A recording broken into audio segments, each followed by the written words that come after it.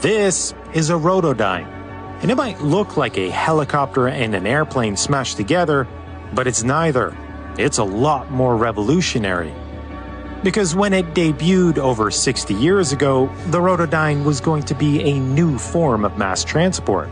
The quickest way to move from one city center to the next, landing on downtown rooftops and heliports, but flying much faster, further, and more economically than any helicopter.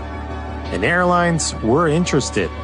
But then, as the Rotodyne looked set to revolutionize intercity transport, it just disappeared.